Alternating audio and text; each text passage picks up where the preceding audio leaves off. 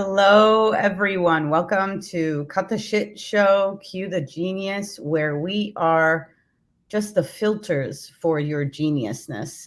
Today, Thursday, December 15th, we are getting very close to prediction season. Actually, it already started. It's going to be here from last month till probably the end of Q1 of 2023. So we decided, Liz, Michelle, and I, that we are going to share with you the untrends, the unpredictions, because honestly, I think when people look at all the reports that are out there, and it would be great if you can share what your predictions are, or if you've been reading about predictions and trends, what is the number one trend that just sticks into your mind? And I actually have been like doing a cross reference. I don't know, Liz and Bruno, if you've been doing the same, of predictions of 2022 to those that were in 2019. And they seem to be very similar. What do you guys Mhm. think? Yeah, I think that if there isn't a bombshell happening like COVID or, I don't know, that it's the industry changes at such a slow pace that trends have to be they're mostly nuances. They're not like big rolling, like something really giant is happening that we Right. need to pay attention to. Although I'm going to say that this whole like chat bot AI thing, yeah, I think that could be a trend. But anyway, yeah. The GPT. Hmm. Yeah, we're Yeah. gonna we're gonna bring that up as well, and maybe we can put the URL in the chat for everybody because it is going to be a game changer. Liz, what are the trends that you see keep happening or like keep coming up and bubbling over and over again so that we can like untrend them in this session? Well, I mean, to Michelle's point, I think our industry is like you can look like a genius. You just have to say a prediction of something that's already happening in our industry, and then people will act as if it's totally new. I remember in 2009, I wrote a blog post about predicting that there would be no more paper registration. And I still freaking see clients who are using paper registration. It's like, okay, I must have been like really forward thinking. But I think when I look at these trends lists, I always just see either buzzwords in the real world that people are hoping will come to the industry, like people are talking about the metaverse, people are talking about AI. And to Michelle's point again, probably won't impact our industry for another 10 plus years, just Right. knowing our Mhm. industry. Or it's a lot smaller things. We're going back to in person, like we're pretty much back in person at this point. So it's almost like some of the trends are just saying what's happening already. It's not much of a prediction. Um, Exactly. and yeah, it looks a lot like 2019. We're just talking about all the ways in which we're going to bring people back in person and all the little tools and things that we think they need to have a good event the same way we were doing it 3 years ago, which is not quite a trend. No, It's it's the just retrend. We it got is the a retrend. untrend, we have the retrend, the trend. Yeah. Yeah. So I think we should really focus on the words that we use. You know, like you said, trends mean that it is something that is maybe futuristic, that it's supposed to happen, but all the trends that we've seen so far have already happened. You know, mobile apps was a trend. It was a big ass trend for a very long time. So Hmm. if we talk about, you know, everybody's focusing on going back, which is an oxymoron in my head, back to face, and yet Yeah. they still want to do their shows. They say they want to do it a little bit different. It kind of looks the same as 2019. I know for a fact, and I'm actually at IAE's Expo, and you know the number one comment is like, "How are you doing?" Well, our numbers are not the same as in 2019, but we're getting there. Or those that we say that say, "Oh yeah, our numbers are like on par with 2019," which seems to be the benchmark, But in my head, I was like thinking, okay, so maybe one of the untrends, or maybe one of the big ideas is, how about, what if we set new benchmarks? What if the benchmarks are not set for, KPIs or metrics that were in the past? So what do you think of that? Oh man, I so agree with that. Especially the metric of attendees. Does the number of attendees equal success for an event? Um, I don't know. That has historically been kind of a discussion because organizers never wanted to, bring in third parties to verify attendance. Mm-hmm. So they would just, attendance one year was only attendees. And then the next year it was attendees and exhibitors and their dogs and their brothers and their mothers and their kids back in the, you know, hotel room, and maybe even like sponsors. And then when we went kind of virtual, it's like, what do you mean by attendees? Like anyone that has a camera on their, you know, A phone. so Anybody yeah, that has a phone. yeah, I am so with you, Dahlia. I wish we would bring back different, more qualitative metrics to talk about, success for an event, and not just say that because no one's showing up. It's like, oh, well, last year we had 100,000 people, but this year we have all the quality people. We have the real buyers, that stuff. Right. So that's what I think. I don't know, Liz, where are you on Yeah, I this? think when people are talking about attendee numbers, then it's like you just have to every year get more people to go to look like you're growing and being more successful. And I think that we've seen, first of all, if you're looking just at the numbers, then look at the numbers that people got in 2020, 2021, which were much higher when you're reaching a virtual audience than they were in 2019 when these events were in person only. But also just, I think we really have to shift completely to both of what you are saying. Why that matters. Like, why does it matter how many people are coming? Like, I think sponsors really need to start looking at those very quantitative, measurable statistics outside of attendee numbers, even projected. Like, we're going to have 1,500 people. Well, then if you have 1,000, what does that mean? Is that good or bad? Maybe it's a good thing. Yeah. And then really deciding like what kind of attendees we want, how many is really not the key. But then something I was thinking about, Dahlia, when you were talking about how everyone's saying like, we're almost at our numbers. It's like, really the question is, why do you care about that? And is that sending a signal to anybody? Like, you're just going to keep working till you get back to those same numbers you had? Or are you starting to think maybe there's a reason we don't have the same number of people that we used to have? Does that change anybody's thinking instead of just saying like, oh, we're getting there, we're almost back to where we were? Like, what kind of I find that whole like we're almost at the same numbers thing kind of suspect, because first of all, it's winter. A lot of people don't want to go to shows in winter. The travel industry, the business end of the travel industry, has not bounced back. I mean, it's leisure travel that's doing much better, and there's tons of layoffs. So like, who's going? Like, I don't know. So yeah I would like to just, I'm going to challenge that, even those statements that, we're almost there. It's just everything else runs counter to that in my mind. So Could the be whole wrong. idea with, the numbers and the attendees and so forth is also an opportunity where you need to reset the expectations for your major stakeholders, right? And, especially sponsors, especially those that are giving you the revenue to keep growing, et cetera, as well as for exhibitor prospectus, for your marketing.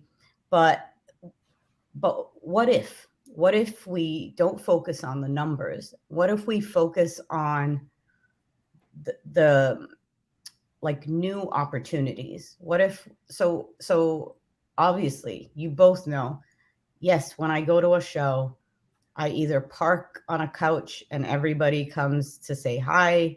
I introduce people as much as I can. the bar scene at Expo and all the event hotels was busting.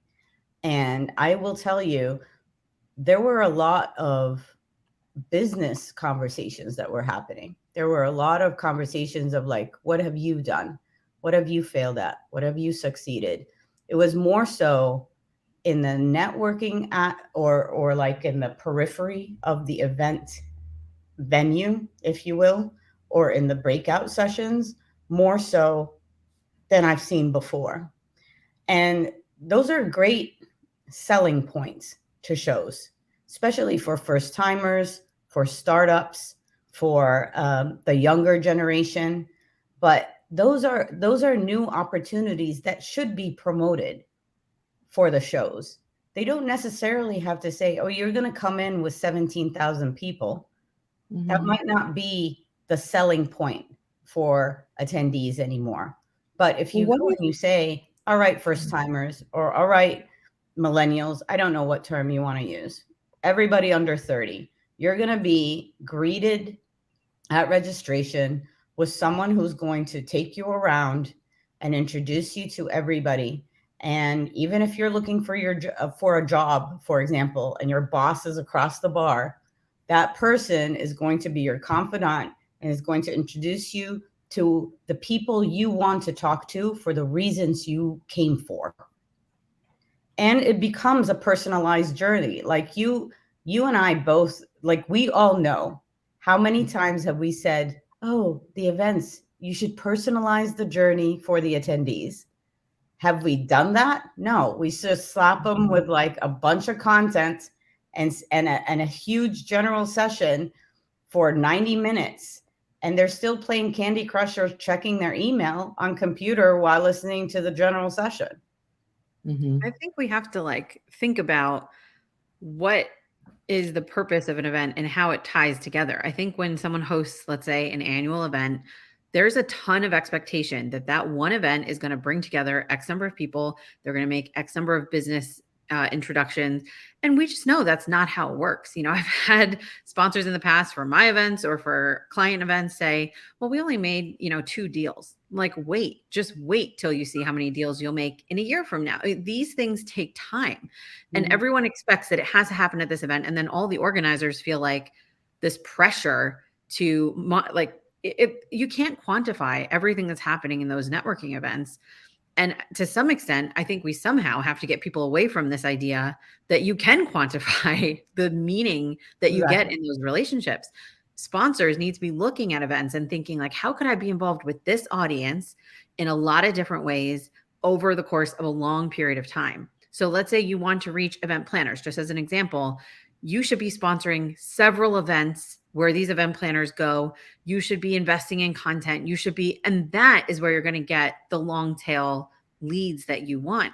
And I just think there's too much pressure on a single event in general. And Yes. we have Mhm. to rethink that. The point of an event is to bring people together. We know that when we do that, the magic happens. It happens in the hallways, it happens in the bar, it happens in all the places where you're not going to lead scan and get that quantified, Excel list of all your, perfect contacts. That's not what our job should be. But it's become more and more that as we try to pitch sponsors and the sponsors try to then, value, they have to report something back to their boss. I get why it looks like that. But in terms of an untrend, I think that's something we really have to rethink. And it's hard. Like, I can't imagine putting together a sponsor deck that doesn't have any numbers in it that are super quantifiable and just says, don't worry, if you come, you'll start to make some great relationships. I can't imagine you're going to get a lot of sponsor dollars. Well, I But think we're causing a holy shit moment for a lot of people right now, as well as heart attacks. So we're known for that. yeah, we're known for that.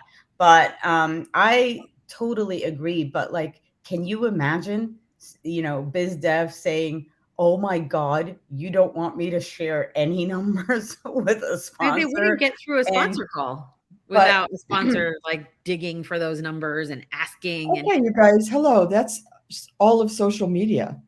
Mhm. People just like pretty much engage in social media and did so from the beginning without any hard metrics. I mean, Right. like an impression. What does But that as soon as mean? marketers got involved, just like Twitter, we all said like Twitter went to hell as soon as people started thinking, "Ooh, this is a marketing channel." And it became Mhm. less about the relationships that all three of us met under. And Yeah. I mean, so many in this industry that we met people on social. And then once the marketers come in and start to like paid ads and reaching out to people and quantifying their followers numbers matter. So then people started buying those little bot things that increase their follower numbers, and then we all found way less value. I mean, I don't know about how much you guys use Twitter, but it's basically non-existent in my life. I kind of check in once in a Mhm. while if I get an Mhm. interesting alert, and that's pretty much it. Mhm. So, that's the problem. And events have become that long, long, long time ago. But so I just want to comment. Sean Schutte says also have to redefine to what success looks like for an event, as it varies as much depending on metrics, which is So true. spot on. Let's build on what Liz was saying, though, in regards to the sponsorships, the expectations, the different way of promotion or selling to them. Because you know, let's play another what if, which is the trade show floor. So the trade show floor has always been that is the place where you are going to collect as many leads as you can, pick up as many business cards that fell out of pockets in the aisles and add them to your lead list, right? And that's it. That's the job. You are in a 10 by 10, you're in a 10 by 30, you might have ice cream, you might have bourbon, the amount of bourbon, oh my God, can't tell you. And ice cream and shots and everything because we're in Louisville, so why not? But that's the fun factor. But what I'm saying is, on a trade show floor, what if the expectations of the exhibitors is not primarily to sell?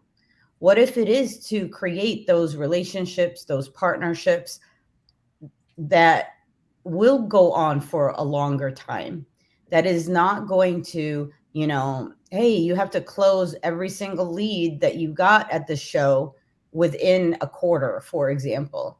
What if you are fostering those relationships as well as, then taking them on as either partners? I don't know, for example, what the strategy is for people to only say, I'm going to be going after the attendees that are walking in the aisles.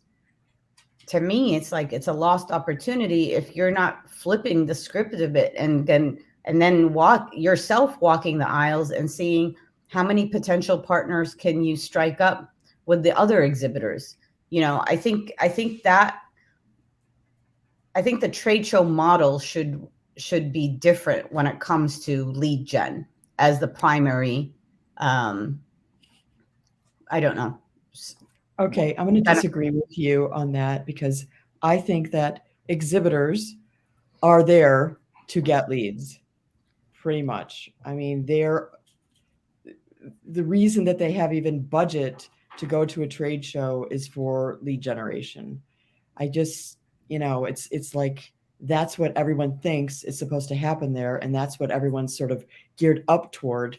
And plus, we live in a capitalist society. Everything is run by, profit and motives. And I don't know that we're ever going to convince anyone to go to say, come to my trade show and you'll make friends. You'll make That's not life. what I meant. Yeah, but if you think about it, No, like, it's like too soft and unmeasurable. I think trade shows should be all about like, okay, make relationships as the conduit for lead generation, for conversions on the back end, for, filling the top of your funnel so that later on in the year you can, you know, make sales. But I don't know. I don't know if anyone's going to be sold on something that is too fluffy a metric. but if you think Sorry. on like the other side of the trade show floor, like the attendee side, Right. there's nothing more awkward than walking up to those tables. Even if Oh you yeah. love the shot of bourbon, you're like, please don't bother me. Please let me just grab this shot." So Yeah. when you're talking about making a relationship in a meaningful way that's going to lead to a sale, that's not it. I can't tell you how many times my badge has been scanned, and I have absolutely no intention of working with that vendor ever. It's because I got too close to the damn table, or I grabbed a sticker that I wasn't supposed to grab, and the consequence is getting scanned.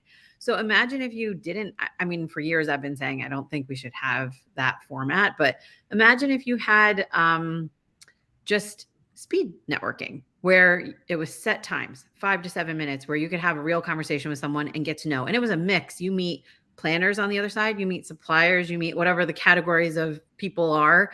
You meet a lot of the different kinds of people.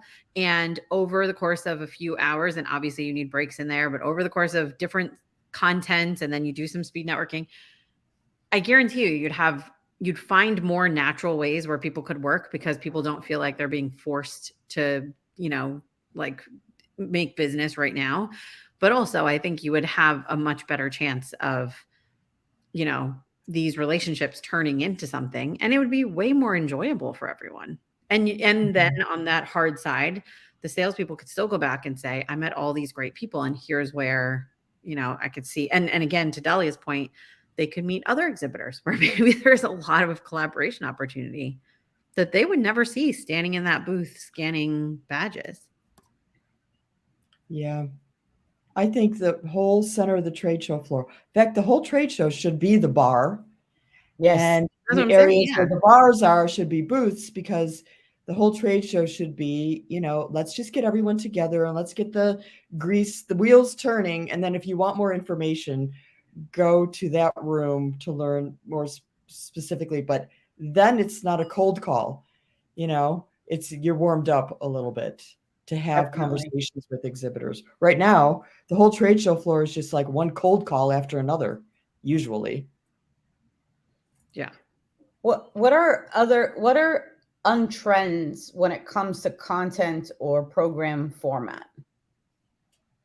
So one of the things that I had on my list when Dahlia hit me with this, topic, the untrend for me is like believing that the primary value of an event is the content and programming that the organizer orchestrates. What I think would be interesting, this is my what if we created intentional white space. It's not just areas to meet and interact, because we kind of have that, we've done that, or we should expand that.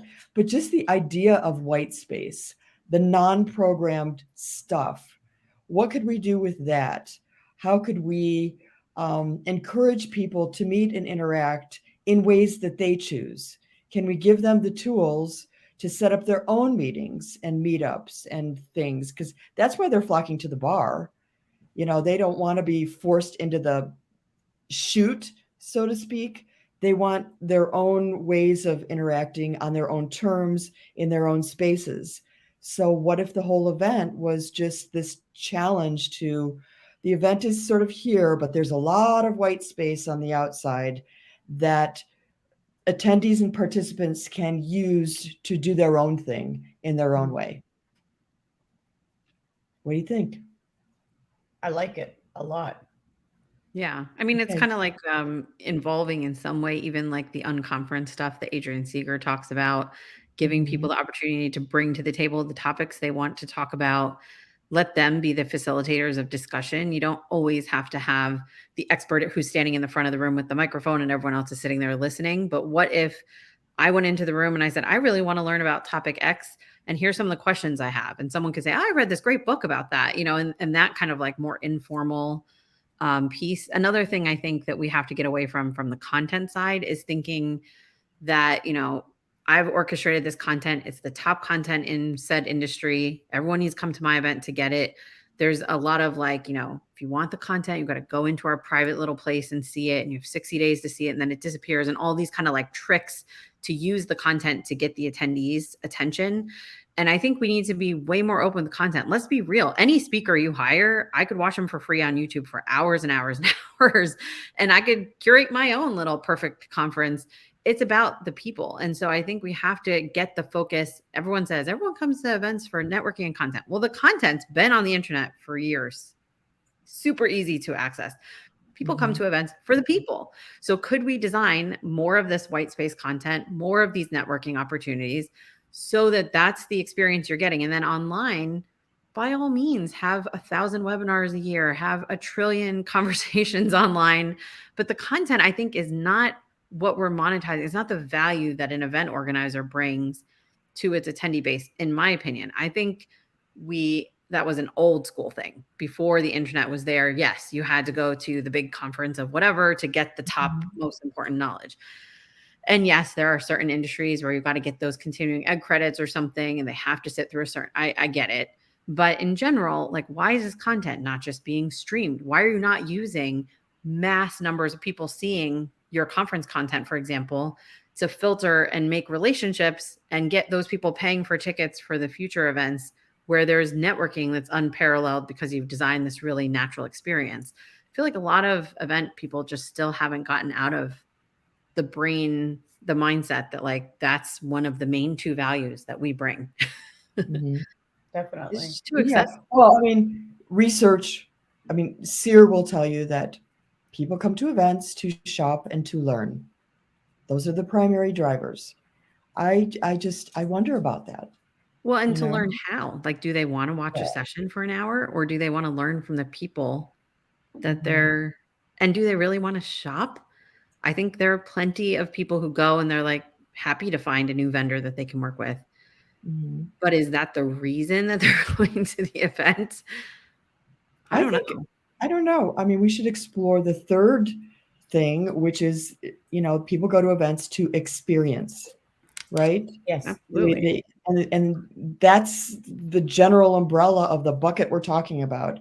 The networking, the reconnecting, the, just like come out of this box better than you were when you went in kind of idea. So, and I know there are experiential agencies and it's supposed to be an experience, but usually it isn't. Maybe we need to double down on the experience, objective of an event, just because we know it compels people to come back and to interact with one another.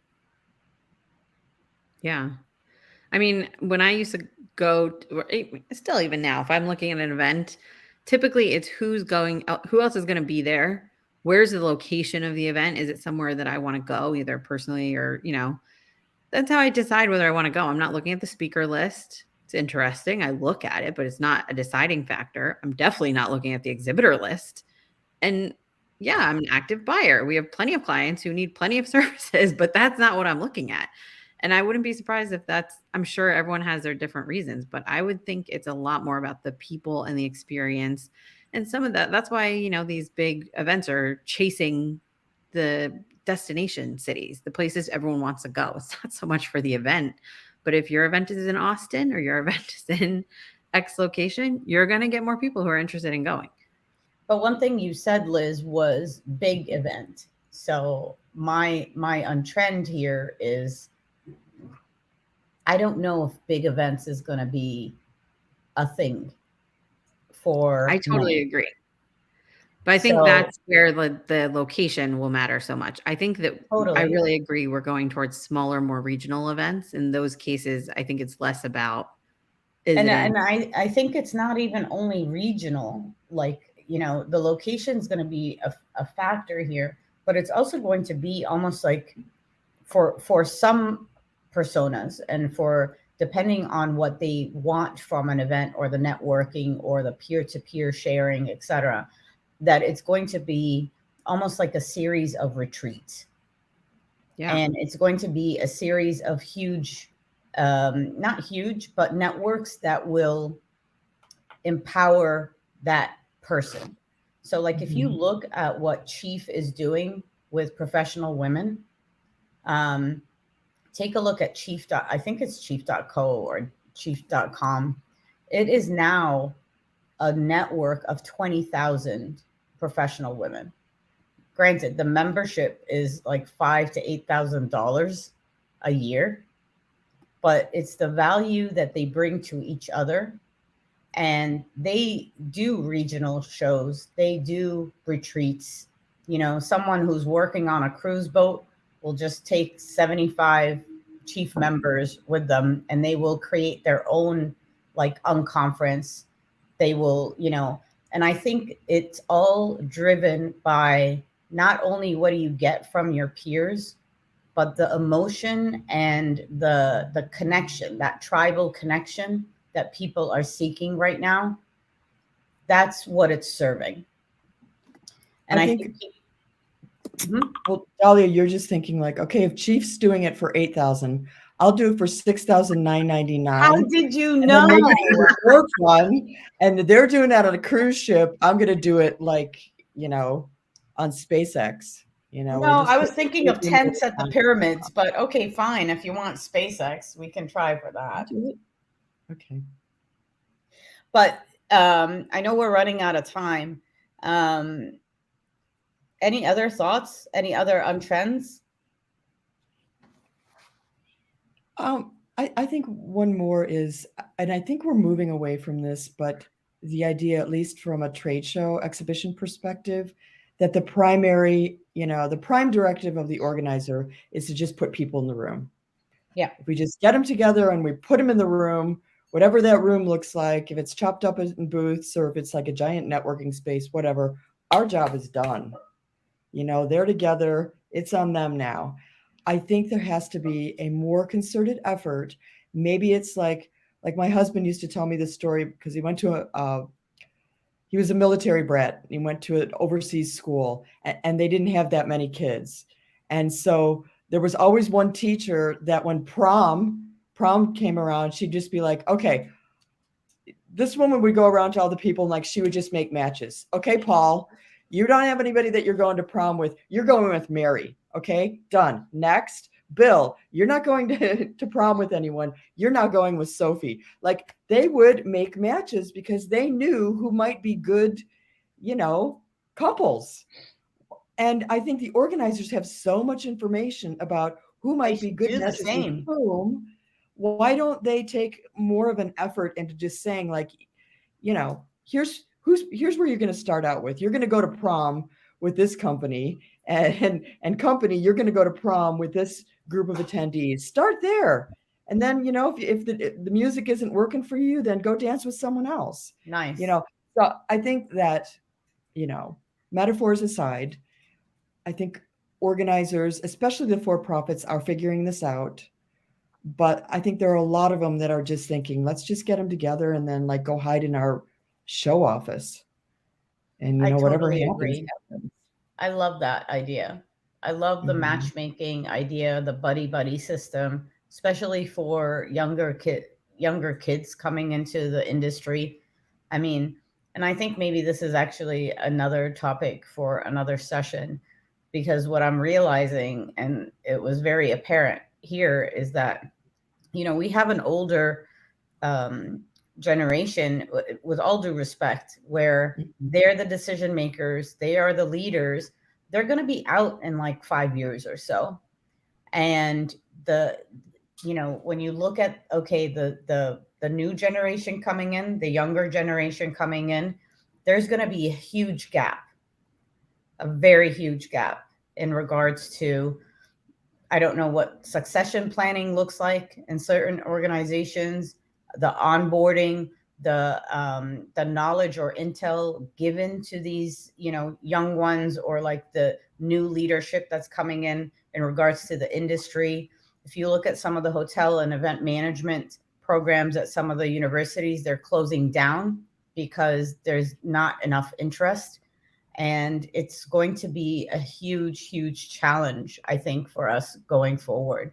So I know that trade show organizers, event organizers don't want to deal with like, oh, do we really need to let students in? Oh, do we really need to let the young ones in to see the show floor or be part of the event? There has to be more creative ways to include them and to keep them interested and energized and psyched that they potentially can run big shows or run events. I didn't mean big shows, but like run events within our industry, or marketing, etc. Yeah, I think we're going to have to go to them. We're going to have Yeah, to go where they are because exactly. And my kids have said all along, it's like, ew. Yeah. My kids too. Well, Lucas and Riley are who probably would, going to who say, would want to do this? yeah, Lucas and Riley would say, as long as you bring puppies, maybe, we'll do day 1, but not day 2 and day 3. Screw that. And if it's more than 5 days, you got to pay me money. I'm not paying registration. That's what it's going to be. Yeah, we should go into their schools. Although, what's the pitch? Hey, come work in an industry where you get like 0 time off. You have to work 50 days in a row with no sleep. You're going to get gray hairs when you're 22. Travel, but when you're in the destination, there's no time to go see anything. I mean, what's the pitch? That's a whole other untrend that we need to talk about, is the work-life balance of event professionals, that looks like, what's expected. That's a whole other session. Yeah, I think we have a couple of sessions that we really can take on. I had an interesting one in the Starbucks line downstairs about menopause, actually, and it was discussed on the show floor in the wellness area yesterday. And they're like, nobody's talking about it. I'm like, yeah, but we're all looking at each other and saying, oh my God, are you going through it too? And then it was like a whole discussion. So I think we should have it on the Cut the Shit show. Why not? Well, I mean, we've gone through like periods, like there's been like the whole movement of, putting period products everywhere and, bringing periods out in the open. And let's talk about, periods. So, hey, just lay it all out there. We got all the female, transitions of life. What about the males? You know what? They get cranky and crabby and shitty too as they get older. Yeah. So I think Sean and Sean are probably saying, okay, more coffee, please. We have to go. Cut them off. End this right now. But, so on that the note, show has come full circle now, Dahlia. You said the first thing that people were saying is there's no labor. The last thing we're saying is here's why. Oh my God. All right. Well, this was a great way to end this, So we shared with you Untrends. We shared with you big ideas and play the what ifs with your clients. Play the what if scenarios. Try to have them think of different ways of how they're doing usual, concepts and things at the moment. Thank you for joining us for Cut the Shit Show, Cue the Genius. Please go to Dahlia Plus website and sign up for notifications for future sessions. And we wish you a very, very safe holiday season or vacation. Hope you do not check your email until the 2nd of Jan. Let's put it that way. And are we coming back next week? What is next week? Next week is almost Christmas. Yeah, I think we're gonna need to like a few days till Christmas. Unless we're caroling for everybody, I think we should my in-laws will be here, so we could give them. We could put the in-laws on the session. Ooh. I don't know if you want that. We might have to think through this. So yeah. Well, so anyway, you're not here. So from Michelle, Liz, and myself, happy holidays. Be safe. Give yourself a big hug and relax this holiday season and break. Thank you.